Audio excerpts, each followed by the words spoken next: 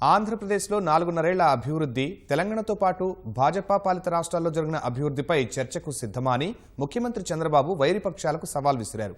కడప జిల్లాకు చెందిన మాజీ మంత్రి అహ్మదుల్లా, ఆయన అనుచరులకు పసుపు కండువా కప్పి తెలుగుదేశంలోకి ఆహ్వానించిన సీఎం భాజపా, వైకాపా, తెరాసపై మండిపడ్డారు. జగన్మోహన్ రెడ్డి విన్యాసాలు మీరు చూశారు. కడప జిల్లా వాళ్ళు చూసుకోవాల్సిన అవసరం ఉంది. Remote control BJP Narendra Modi చేతుల్లో ఉంది. అక్కడి నుంచి కేసీఆర్ నాడిచ్చాడు.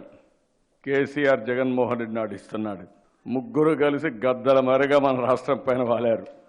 మీరు గుర్తుపెట్టుకోవాల్సిన ముగ్గురు మోడీలు మాయ మాటలు మాట్లాడుతున్నారు. అంటే నాకు పరిపాలన తెలియదు, ఈ కేసీఆర్ బ్రహ్మాండంగా పరిపాలిస్తాడు.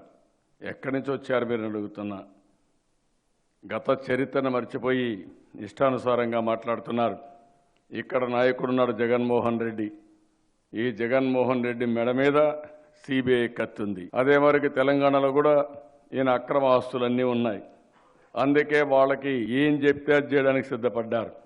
అందుకే ఫెడరల్ ఫ్రంట్. ఎక్కడ ఫెడరల్ ఫ్రంట్ ఉందని అడుగుతున్నా.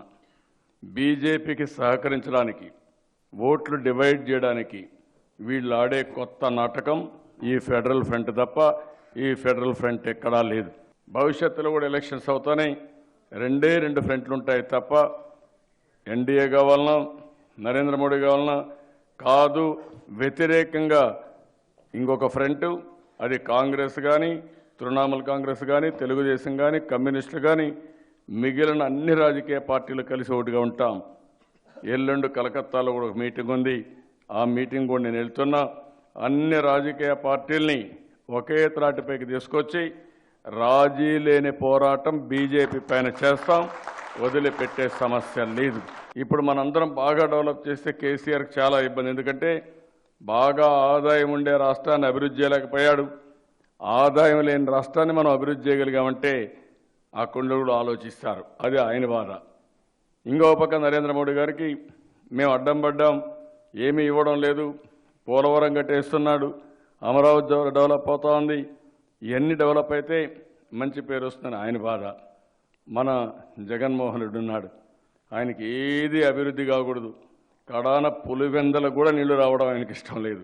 అదే ఆయన బాధ. సిబిఐ నుంచి తప్పించుకోవడానికి ఈయన ఎవరితో అయినా రాజీ అయిపోతాడు. ఈయన రాజీ పడి అందరూ కలిసి మనకు అన్యాయం చేసే పరిస్థితికి వచ్చారు. నేను రాష్ట్రంలో ఉండే ప్రజలందరికీ ఒకటే విజ్ఞప్తి చేస్తున్నా. గత చరిత్ర ఒకసారి తిరగేయండి. ఏం జరిగిందో ఒక్క నిమిషం ఆలోచించండి.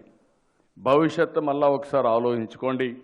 ఈ 4.5 సంవత్సరాల్లో నేను చేసిన పనులు కరెక్ట్గా ఉన్నాయనుకుంటే ఈ 100 రోజులు ఇంటికి ఒక మనిషి వచ్చి రోడ్డు మీద నిలబడుకుని తెలుగుదేశం పార్టీ చేసిన కార్యక్రమాలు ప్రజలకు చెప్పి మళ్ళీ తెలుగుదేశం పార్టీ రావడం ఇది ఒక చారిత్రక అవసరం. ఆ అవసరానికి మీరందరూ కూడా ముందుకు రావాల్సిన అవసరం ఉంది. వీళ్ళందరూ వచ్చి రాష్ట్రాన్ని అభివృద్ధి కానికుండా అడ్డుపడడానికి ప్రయత్నం చేస్తున్నారు. నేను ఒకటే సవాలు విసురుతున్న అందరి నాయకులకి, 4.5 సంవత్సరాలు ఇదొక చరిత్ర. ఎవరు ఏ విధంగా అభివృద్ధి చేశారో చర్చించడానికి నేను సిద్ధంగా ఉన్నా.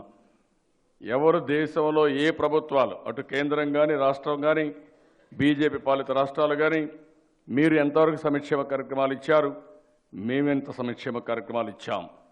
రెండోది అభివృద్ధి. మీరేం అభివృద్ధి చేశారు, మేమేం అభివృద్ధి చేశాం. అదే మరి ఇన్క్లూడింగ్ తెలంగాణకు అంత ఆదాయం ఉన్నా వాళ్ళకంటే ఎక్కువ అభివృద్ధి చేశామా లేదా అని చర్చించడానికి కూడా సిద్ధంగా ఉన్నా.